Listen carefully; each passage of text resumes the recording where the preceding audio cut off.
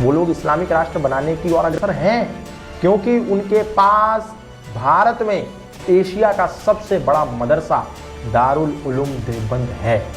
वो बना सकते हैं क्योंकि दारुल उलूम देवबंद से कनेक्टेड उनके पास लाखों की संख्या में तुम्हारे भारत में तुम्हारी छातियों पर मदरसे हैं, चप्पे चप्पे पर। उनके लिए बनाना सरल है किंगडम ऑफ इस्लाम, लेकिन तुम्हारे लिए हिंदू राष्ट्र बनाना सरल नहीं है, क्योंकि तुम्हारे पास सनातन की जो रीढ़ है, गुरुकुल परंपरा, वो नहीं है। अब आप कहेंगे गुरुकुल से कैसे हिंदू राष्ट्र बन सकता है? तो मैं आपको एक स्टेटमेंट बताता हूं। सन 1835 2 फरवरी को लॉर्ड मैकॉले ने ब्रिटिश पार्लियामेंट में खड़े होकर के एक बयान दिया। वो एज इट इज मैं बयान आपको बताता हूं। बयान क्या था? लॉर्ड मैकॉले बोलता है 1835 में, I have travelled across the length and breadth of India but I have not seen one person who is beggar, who is thief, such wealth I have seen in this nation, such high moral values, people of such caliber that I do not think we would ever conquer this country unless we break the very backbone of this nation, which is her spiritual and cultural heritage.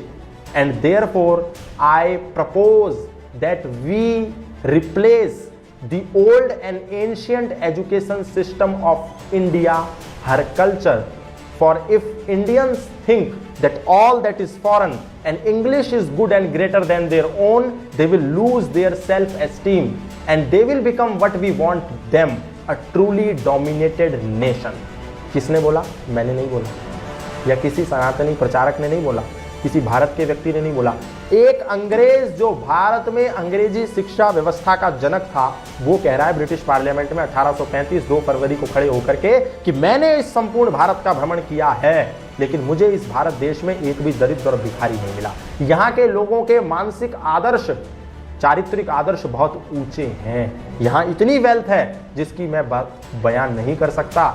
और यदि इस स्थिति में हम भारत के लोगों को गुलाम बनाना चाहेंगे तो कभी नहीं बना सकते। लेकिन यदि हम चाहते हैं कि भारत को गुलाम बनाएं तो इनकी जो रीढ़ की हड्डी है उसको तोड़ना होगा। वो रीढ़ की हड्डी है इनकी सांस्कृतिक और आध्यात्मिक संपदा, और इसको तोड़ने के लिए हमको इनका जो शिक्षण व्यवस्था है, गुरुकुल शिक्षा परंपरा है, स्वदेशी शिक्षा परंपरा है, भारतीय शिक्षा परंपरा है, इसको खत्म करके अंग्रेजी शिक्षा व्यवस्था को स्थापित करना होगा। एक बार हम अंग्रेजी शिक्षा व्यवस्था को स्थापित कर देंगे तो ये अपने गौरव और अपने स्वाभिमान को भूल जाएंगे और फिर ये वो बन जाएंगे जो हम इन्हें बनाना चाहते हैं, एक वास्तविक गुलाम देश। तो आजादी के बाद भी वही स्थिति बनी हुई है। इसीलिए मैं कह रहा हूं कि गोरे अंग्रेज इस दुनिया से चले गए, लेकिन काले अंग्रेजों की स्थापना इस देश में करके चले गए। ये जितने लोग हिंदू राष्ट्र की बीन बजा रहे हैं, चाहे कोई भी नेता हो, मैं कहना चाहता हूं इनका एक का भी बच्चा इनके खुद के बनाए और चलाए जाने वाले सरकारी विद्यालयों में नहीं पढ़ता। गुरुकुल तो बहुत दूर की बात है। इनका बेटा यदि भारत में पढ़ता है तो डीपीएस में जाता है, इनका बेटा यदि भारत में पढ़ता है तो Jesus and Mary convent school में जाता है, और इनका बेटा यदि भारत में नहीं पढ़ता तो लंदन में जाता है, ऑस्ट्रेलिया में जाता है, या फिर अमेरिका में जाकर के पढ़ता है। फिर ये भी तो सोचते हैं ना कि पीछे हो गया हमारा बच्चा अगर नहीं पढ़ पाएंगे, और तो इस कंपटीशन में भी तो वही चीज होती है। बाहर नौकरी, उनको लगता है बाहर नौकरी करने जाएंगे तो हमारा बच्चा पीछे हो जाएगा। ये मूर्खता के पैमाने हैं, क्योंकि ये लोग, मैंने क्या बोला, हर चीज का समाधान है स्वाध्याय, हर चीज का समाधान है अध्ययन। जब हम अध्ययन नहीं करते तो हमें सोचते हैं कि गुरुकुल में पढ़ेगा बच्चा तो हमारा पीछे हो जाएगा, गुरुकुल में बच्चा पढ़ेगा तो पंडित बन जाएगा, गुरुकुल में बच्चा पढ़ेगा तो पुजारी बन जाएगा, गुरुकुल में बच्चा पढ़ेगा तो बामन बन जाएगा, गुरुकुल में बच्चा पढ़ करके एक अच्छा चिकित्सक, अच्छा वैज्ञानिक, अच्छा प्रोफेसर, अच्छा इंजीनियर नहीं बन सकता, क्योंकि हम पढ़ते नहीं। हमें पढ़ना चाहिए कि गुरुकुल में पढ़ करके चरक और सुश्रुत चिकित्सा के मामले में दुनिया के सबसे अव्वल लोग बने। और इसीलिए आज अमेरिका और ऑस्ट्रेलिया अपने मेडिकल यूनिवर्सिटीज के दरवाजे पर चरक और सुश्रुत की प्रतिमा को गाड़ता है। क्या चरक और सुश्रुत विदेश में जाके पढ़े थे?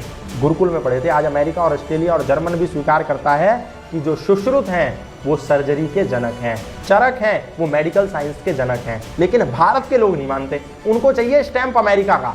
आज आपको मालूम है जब योग भारत में करोड़ों वर्षों तक था तो हमने उसको नहीं माना, लेकिन अमेरिका से जब वो अंग्रेजी लबादा ओढ़ करके योगा बन करके आ गया तो हमने उसको मानना प्रारंभ कर दिया। आयुर्वेद को लाखों वर्षों से बाबा रामदेव जैसे कई लोग 30-40 साल से लगातार आस्था चैनल पर आकर के बता रहे थे, आचार्य बालकृष्ण जैसे शिरोमणि लोग नहीं मान रहे थे। लेकिन जैसे ही अमेरिका ने बोला, ऑस्ट्रेलिया ने बोला आयुर्वेदा, तो हमने बोला हाँ, आयुर्वेदा तो हमारा है।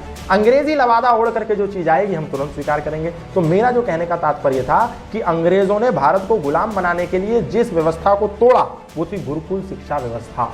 उसको तोड़ करके उन्होंने हमको गुलाम बनाया। लेकिन आज भी हम उसी अंग्रेजी परंपरा को पूरी शिद्दत से पालन कर रहे हैं और भारत में अपने बच्चों को कॉन्वेंट स्कूल में भेज रहे हैं। उसके बाद हमारा बेटा जो कॉन्वेंट स्कूल से पढ़ के आता है वो अपनी माँ और बाप का हाथ पकड़ के उसको एक समय के बाद घर से बाहर निकाल देता है और वृद्धाश्रम में छोड़ करके आ जाता है।